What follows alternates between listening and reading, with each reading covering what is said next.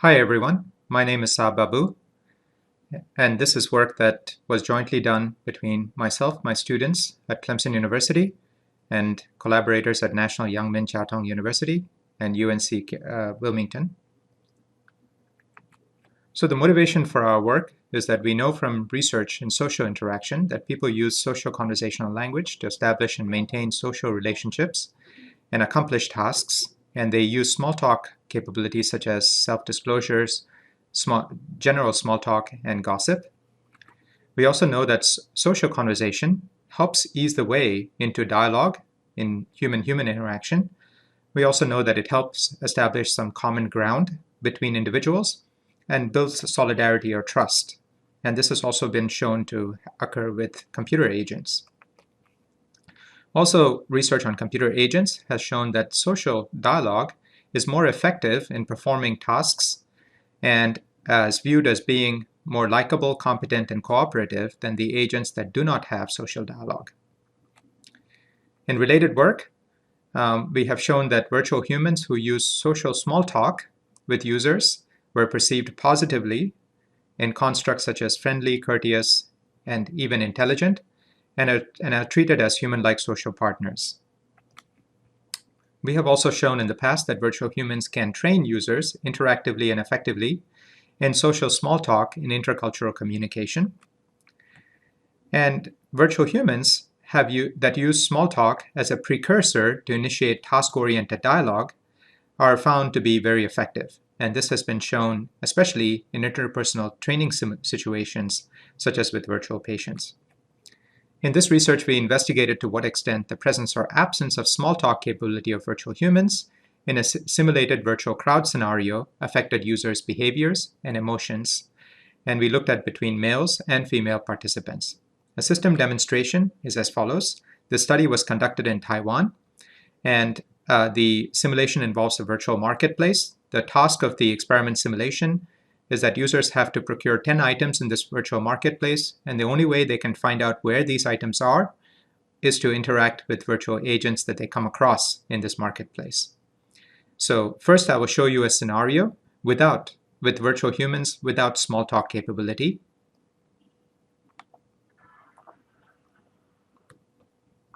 你好，你知道哪里有卖芒果吗？那一家店有卖。谢谢。不会。拜拜。再见。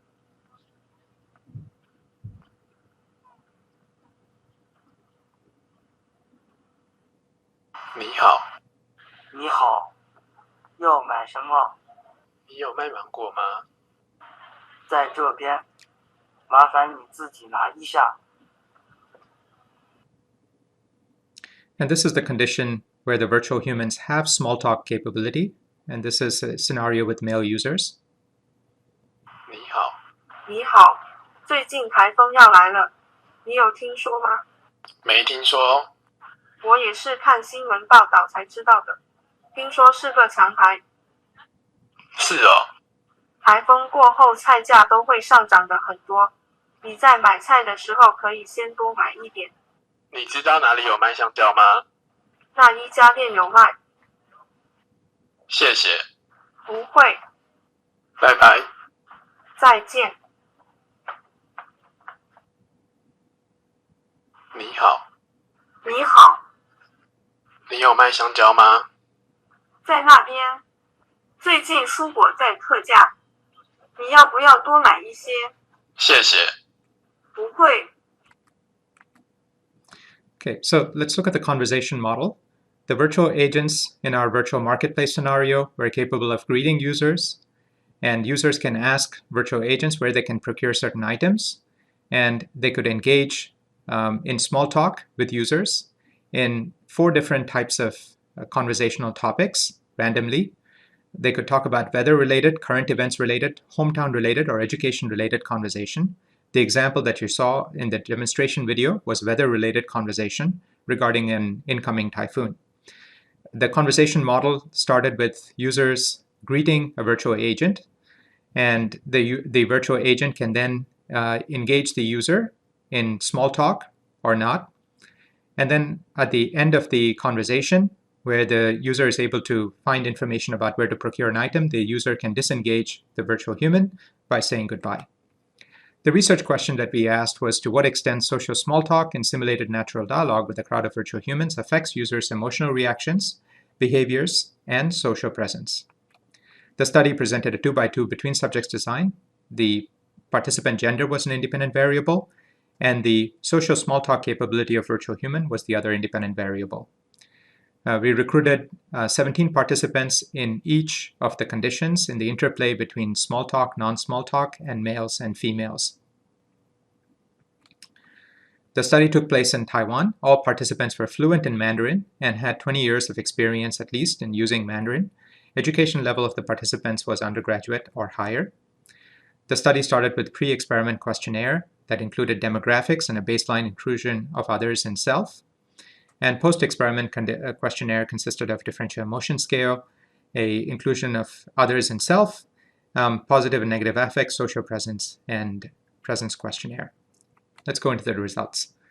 With regards to the differential emotion survey, we found that in the negative emotions of sadness, anger, fear, and guilt, participants in the non-small talk condition scored significantly higher in those emotional dimensions than participants in the small talk condition.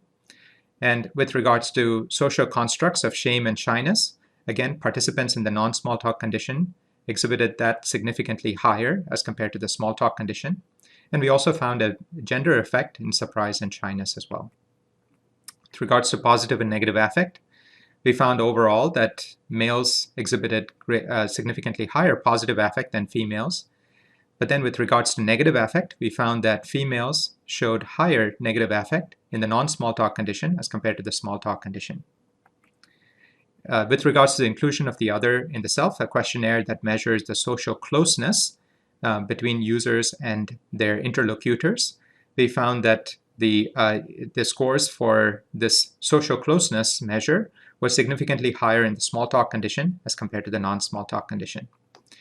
And with regards to social presence, we found that co-presence and perceived affective understanding were affected by gender of the participant. Female participants showed greater co-presence than male participants, and male participants showed greater perceived affective understanding than female participants in our study. With regards to social presence constructs of attention allocation to the other, we actually found that the users perceived and showed greater attention allocation with the virtual agents in the small talk condition as compared to the non-small talk condition. With regards to affective interdependence between agents and users, we found that that measure was higher in the non-small talk condition as compared to the small talk condition.